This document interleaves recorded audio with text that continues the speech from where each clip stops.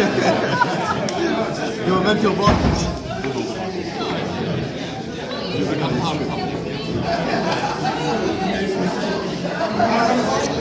आजम साहब आइए इधर आइए आजम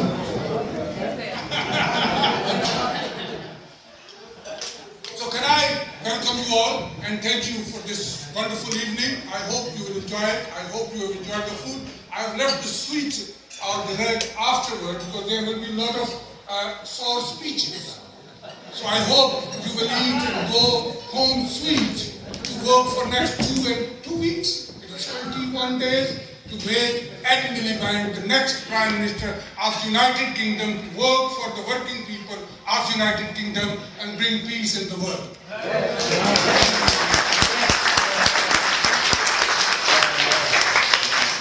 I went to see my son-in-law's flat in North End Road and I found a lovely brochure who has been written and distributed by Andy Slaughter.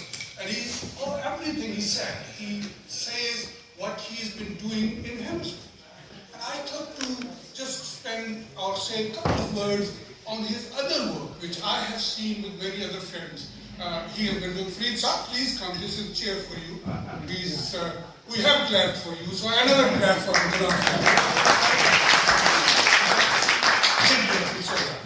So he has said what he has been doing for Hammersmith, what he wants to do for Hammersmith and United Kingdom. I think he will speak about it.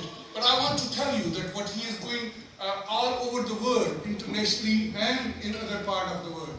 I think Martin Linton is somewhere who started Labour Friends of Palestine. And I think all sitting on this table, John, Emmeline and Gareth, all are members of that group, Labour Friends of Palestine. So Andy, while he was the chairman of it, he has travelled to Gaza and we have seen his picture going to Gaza. And he has always supported the international, Kefale and everybody should know, on human rights, on peace, on justice, wherever it is. And I think we all believe that the world will be much better if we believe in the things which Andy believes in, that it should be an equal world, it should be a more just world, and it should be a more peaceful world. And let's work to make him an MP and the Minister as well in Ed Miliband government, that we can live and our future children, and there are a lot of young men and women sitting here, that our future children can live in a peaceful world which we all have not made for our children. So let's keep on working for it to make it a peaceful and more just world, more equal world.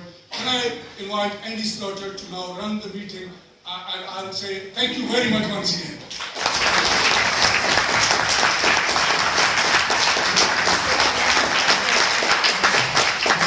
Thank you. That wasn't a slip of the tongue. This is a meeting. Yes, it's a meeting with some quite nice food there. So, and I'm slightly overrepresented with my colleagues here tonight, and that's deliberate because that means I don't have to make a speech. So, because I can't make a speech about how wonderful I am, I just Before, I should say a few words in there. It's a breath back. And I'm going to ask somebody who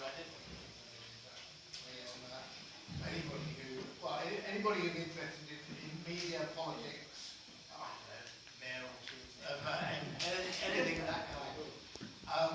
Somebody who is in London, British political terms, just Diane. You need to say but who has been a real friend to me since I was there. Was a real help to me at the last election when I had the entertaining Mr. Sean Bailey at my home and £500,000 like Conservative in promoting it. And I think you were often kept with one debate or so.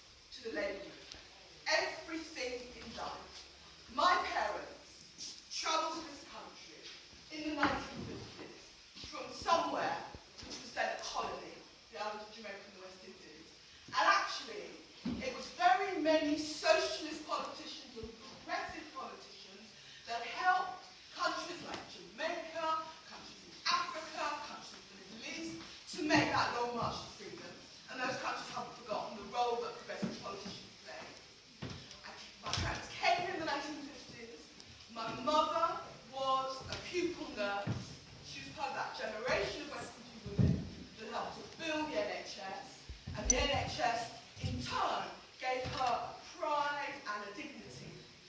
I remember I'm old enough to have got what is it, the welfare orange juice. Remember that orange thing? Yeah. Thank you, right? I went to state schools who somehow saw something in this stroppy, bespectacled black girl that made them believe I could do it. I was fortunate enough to leave my state school and go to Cambridge University at a time when it was very, very unusual for working class children to go there, much more a black girl. And I went to Cambridge for free. No tuition fees. No tuition fees. And I have to tell you, it's not the party line, and my colleagues will close their ears. I've never go to tuition fees in any form or fashion, because I know my parents left school at 14, and if you had told my father, yes, your daughter can go to university, she's going to pile up £40,000 of debt, he would say no. I have never been prepared to work for them. What the Tories have done, and the lies that Nick Clegg has said around them is a disgrace. So, the Labour movement made it possible for my family to come here and have a life and have aspirations for their child. The Labour movement, the welfare state, made it possible for me to go to university, and the Labour movement has given me the privilege of representing people, first as a councillor and now as a Member of Parliament. And for me, the Labour movement is more than the sum total of its MPs. It's more than whoever is leader at any given time.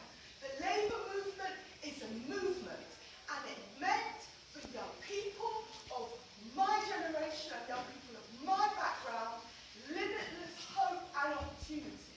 You know the tragic thing in London now? There are young people who have worked hard, gone to college, want to do their best, but this Tory and Lib Dem government has taken opportunity away from them.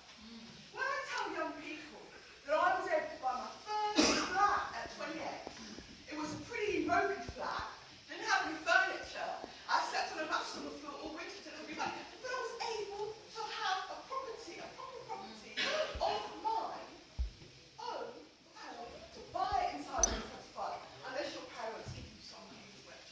So what I'm saying is, we stand, in my view, on the verge of victory.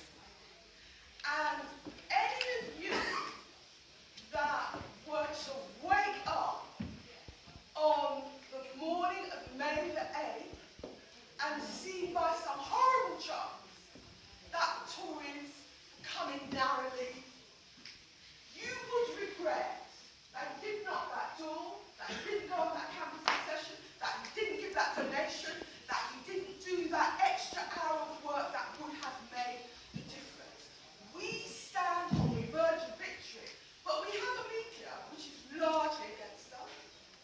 We are going to secure that victory street by street, leaflet by leaflet, door knocking by door knocking, person by person, but secure that victory we will. I want to wake up on May the 8th and see Hammersmith in the Labour win column. I have been to every key march in London, and we have some brilliant candidates in London, brilliant. Julie Speak in Hampstead and Kilburn. We have Sarah Sackler in Finchley. We have Dawn Butler coming back in. But we have some really brilliant candidates, including a number of very brilliant women.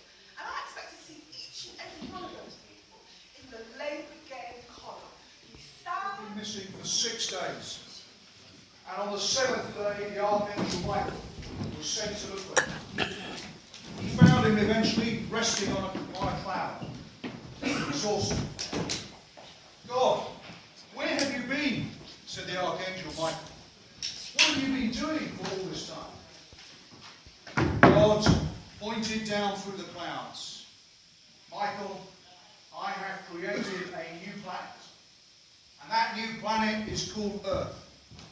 and it will be a place of great balance.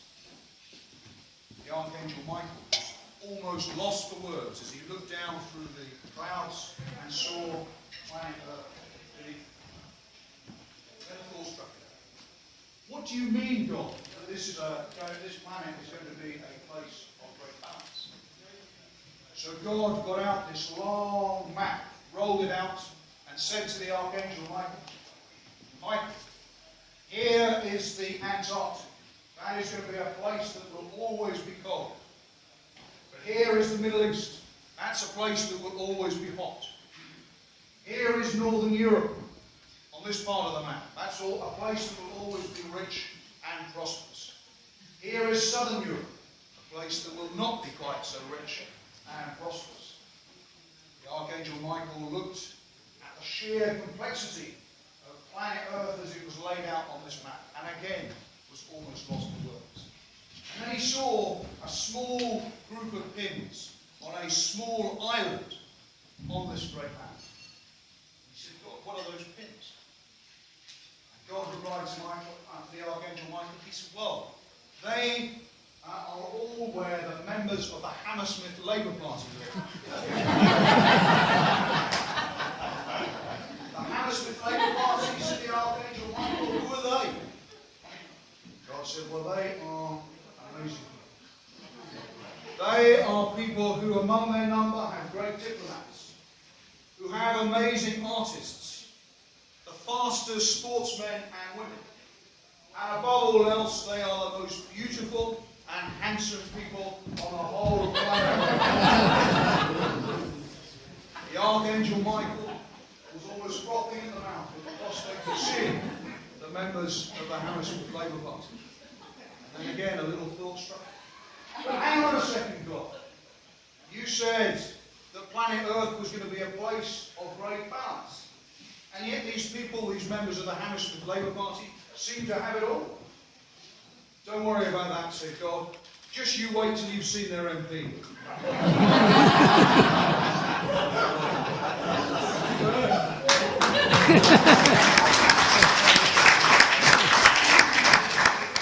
I've always taken the view of Hammersmith, as I have driven back from Westminster to Harrow, that it was best to accelerate as fast as possible past Hammersmith, given the quality of the MP, as was possible.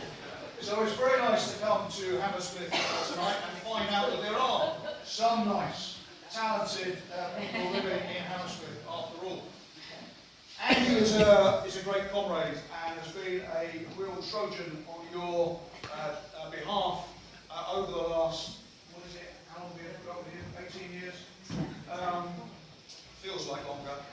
On two particular issues that I've had to deal with Andy on. One is the cause of the Palestinians, and he has been a great champion of the Palestinian cause, so much so that on one or two occasions I've had to, let's just say, make sure that there were offsetting voices in the debates about Palestine, which we'll not go into just at the moment. And the other great thing that he's done, which is hugely important and matters in my constituency as much as in your constituency, and that is the great issue about the future of Charing Cross Hospital. And why does that matter so much? Because when they closed the accident and emergency of that hospital, which Andy fought, as you know, and I know you were behind all this, a huge campaign to try and stop. Where are all the people who were going to Charing Cross Hospital Accident and Emergency Department now going? Well, now they're clogging up the Accident and Emergency Department of my hospital out in Harrow. Along with the closure of Central Middlesex and a whole series of other accident and emergency departments that were closed across the country.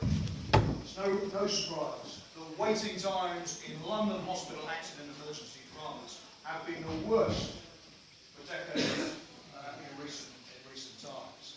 So we need to make sure, sadly, that Andy gets re-elected in Hammersmith to keep the fight going, to make sure there aren't more cuts to our hospitals in London.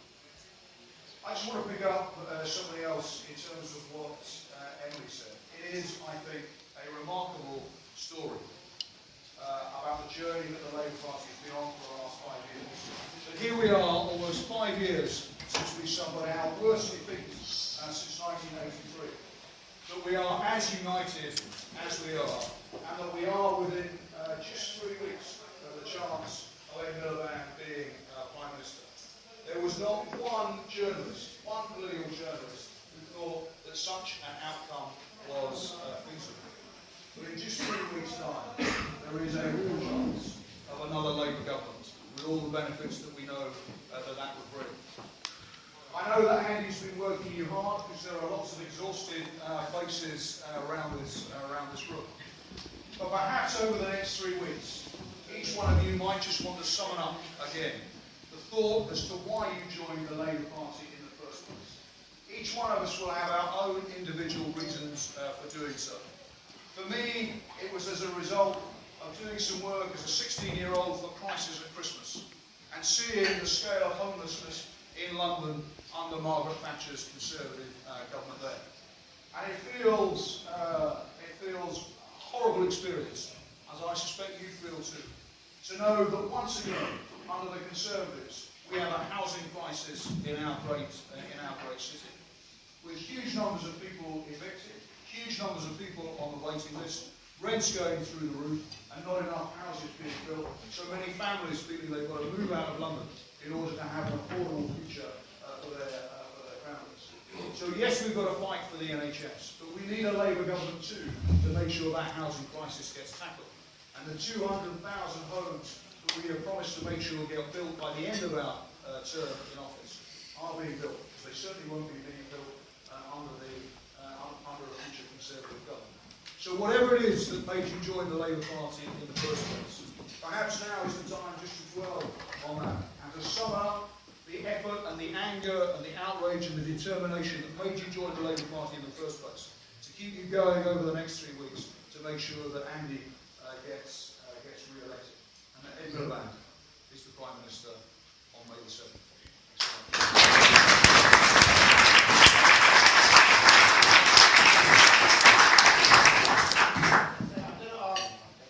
Emily, through my best place in politics, really happens in politics, but it's unusual that I say that I do.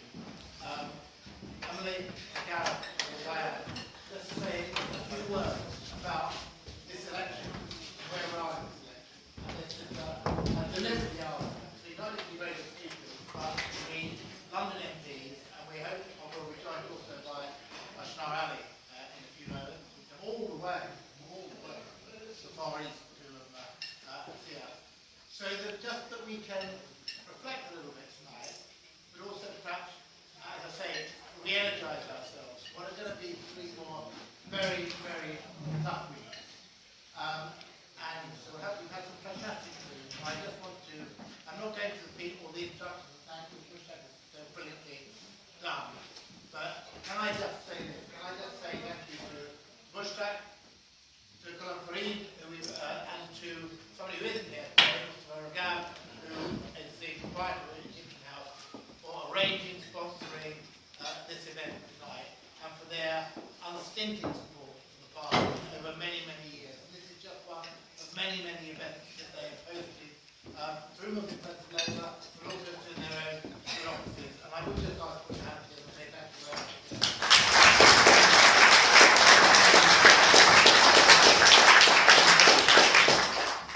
When she walked in and found she was sitting opposite Ruth Kelly, our former fantastic Secretary of State for Education, there was sort of sight out today. But then she realised she's in Hammersmith, and all our party members are celebrities. And so it's great to see. Great to see some new faces, new guests. Great to see Russian friends, friends from the evening, Harrow, and from elsewhere. Particular welcome to Martin, but also to Palestinian students who have been helping me. Of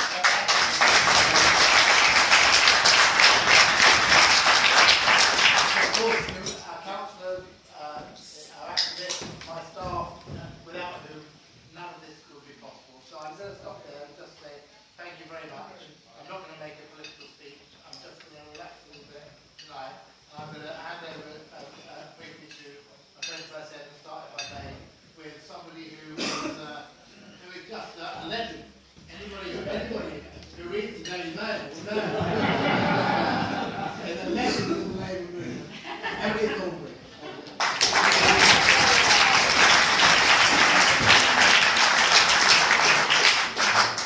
I used to live in West London, just for a couple of years. I actually went to Burlington Danes in the sixth form.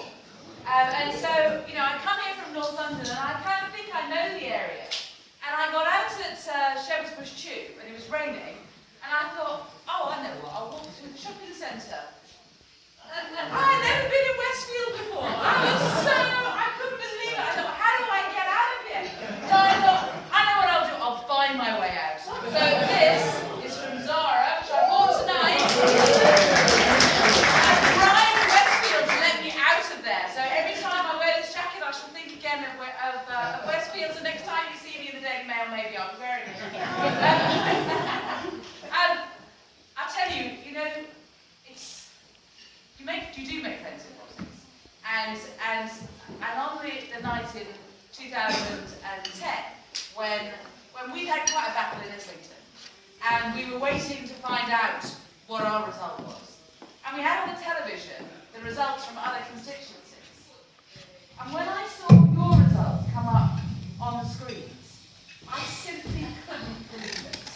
Nobody thought that this constituency was going to retain its Labour MPs, apart from, I imagine, you guys in here.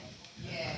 And to see Andy on the platform, just not even flinch. I mean, he might as well have been, I don't know, handing out raffle tickets or something. But he was just sort of completely deadpan. But I tell you what, I'm surprised if you didn't hear our roar from Islington when we heard your results here, because we were so pleased and so proud. One thing though, Andy got 20 less votes than I did in Islington South. So can I just say, the challenge is on, Colin. The challenge is on. The challenge is on. He is, I'm told, quite a good local MP, that's what people tell me. And that might be the case. And this is an area that absolutely needs a good Labour MP. Not just a good MP, a good Labour MP, who understands the currents, who understands what's happening within the area, who listens to people, who doesn't think that he necessarily has all the answers, but knows that his constituents do, who is prepared to listen and learn from people and be there and to stand up in Parliament and say, these are the people I represent. Because I spend time listening to them and I have real conversations with them. And I am proud to represent them. You need a good MP like that, but also a good MP who has politics.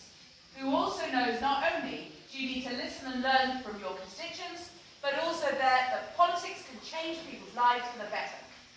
I'm old enough, and I think some of you here are old enough, to remember what the National Health Service was like after 3 terms of a Tory government. Yeah? We had more hospitals that were older than the NHS that have been built during the time of the NHS.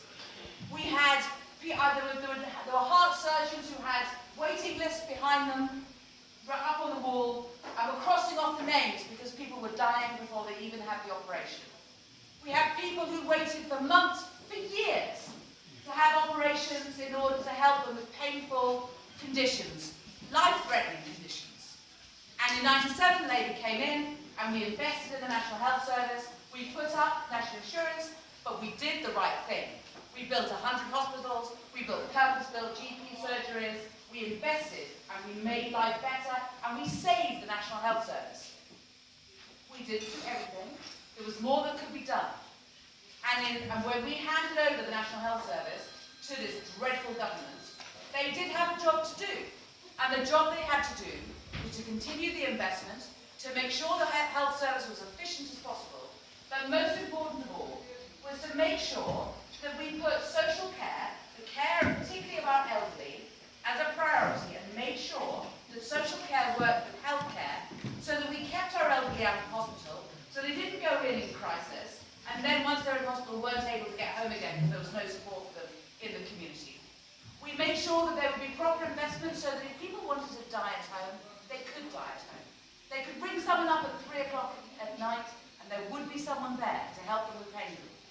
These are things, this is about dignity, this is about independence, this is about supporting people properly, this is about listening to what people want. And guess what? It's also about the efficient use of the health service and saving money. But what does this government do? The government said, no, never mind about all that. Never mind about all that. We've got to change the National Health Service. We've got to make it better by introducing competition into the heart of the National Health Service, by trying to privatise the National Health Service, by setting up the National Health Service up in competition with each other. And they introduced the hated Health and Social Care Bill. I spent 6 weeks on that bill committee, and I told them this again and again and again. We drafted 300 amendments. We had 100 votes, and they voted against us every single time. And they completely distracted the health service from what it was that it needed to do. Now, don't let them have another 5 years. This is the warm-up act. What would happen if they were to win another term or another term? Only Labour can be trusted with the National Health Service, and we know the maths. You have to win seats like this from the Tories. You have to keep them Labour so that we have more MPs, so that we can be the next government, and so we can see in 3 weeks' time Ed Miliband walking into number 10. And we can feel it, can't we? We can feel it. We can feel that it could happen. It really could happen. But it's not going to if we just leave it to the media. I know this quite well. We cannot allow our messages to be put out through television or through newspapers. We have to do it vote by vote, house by house, street by street, block by block. These 3 weeks are really important. And actually, you know, we don't just have one election on May the 7th, we have 2 elections now. Because with so many people with postal votes, you have 2 elections. So you have the postal vote election, where you have to deliver letters, and you have to go around and knock on doors, make sure that people understand the importance of voting, make sure that they've got it right. Do not touch the ballot paper. Do not tell them you can put it into the post box, but stand there and make sure that they've done it, so that those who can vote by post will be voting by post. And then you have the second election for the walking voters. But don't miss the first part. Not when you're in a marginal seat like this one. Not when you need to win every single vote. And please, you will be doing this on behalf of the people in this area. But remember, you will also be doing it on behalf of the people in my constituency. Because my constituents need you to win as well. Because my constituents need a Labour government too. And we need Andy to be returned as a Labour MP in order to make sure that we get a Labour government. So this weekend, come rain or shine, there are thousands of doors you need to be knocking on. There are thousands of people you need to be talking to. There are thousands of conversations you need to have in order to make sure that people exercise their democratic right, and those who are unable to walk to the polling station are voting and voting by post. And then you mustn't give up. You have to keep going. We have to make sure that we get all our Labour vote out on election day. It's all very well for people to say, I support Andy Slaughter, I support Andy Slaughter. But only the people who turn up count. And we've got to make sure our Labour vote turns up, and that is up to you.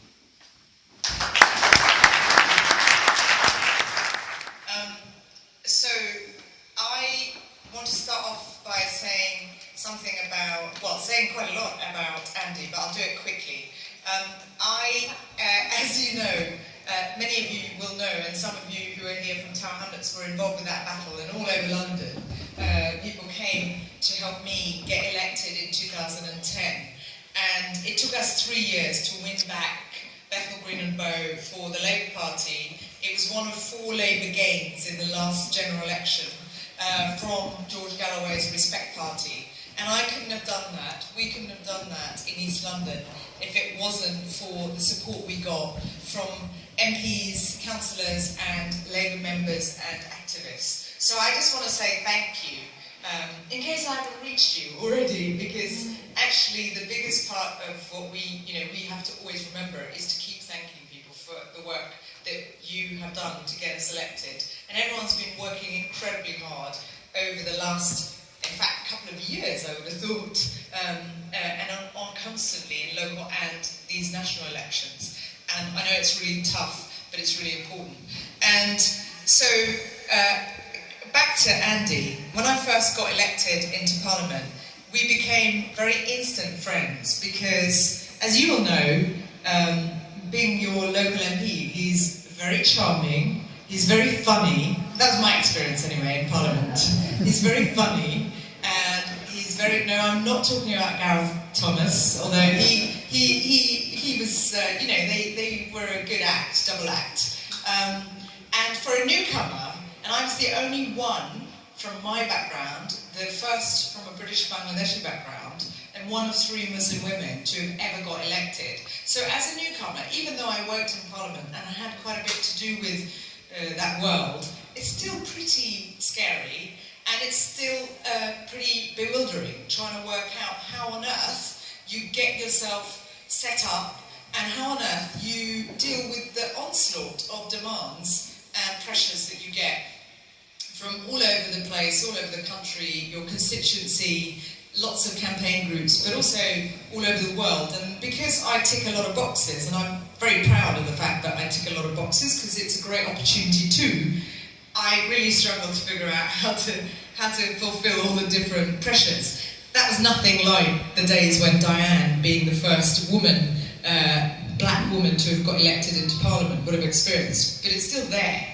And it was because of the good humour of colleagues like Andy and others, and the support and advice, that my transition into Parliament was a much easier one than it would have been if I didn't have that backup. And it wasn't just personal support and encouragement through very, very difficult periods, stormy, choppy waters after getting elected politically in my neck of the woods. That's why I don't get out very much out of East London. That was his remark. He's right. I don't come to West London very often. I'm not often allowed out, you see. It's because we're busy campaigning there all the time. So that's the point about nomination dates. That until a couple of weeks ago, I didn't know whether I was going to have an opposition led by George Galloway and the Respect Party again. Indeed, he did threaten to do it before Christmas when he came back to my constituency with about 800 and addressed about 800 people and threatened to stand somebody against me and so on. And he did it in very classic, colourful language. So it was important to prepare well. And I think that's what the Labour Party does at its best, pull together against threats. And here, in this part of London, we have threats from our opponents, very different kinds of opponents, but really dangerous opponents. And I know that from the work that I've seen Andy do, the campaigns he's led against the closure of the local hospital with other colleagues, the campaigns against aggressive housing developments that lead to, I see another former parliamentarian colleague. It's great to see you, Ruth, and many others. So the kinds of campaigns he's been fighting, and the joint campaigns we've fought about London, on housing, on child poverty, on youth unemployment, on health issues, not to mention, of course, the international campaigns. I couldn't have done those things without support and a coalition of support from London colleagues. And that's how we've been able to fight the Tory government onslaught on our communities, on our constituents. My constituency has seen the housing crisis go to a level that I've not seen since my childhood, when I was a kid in the 80s, growing up in the East End under the Thatcher administration. And the stark and hostile nature with which the state treats people because of this government's policies on housing and benefits is shocking.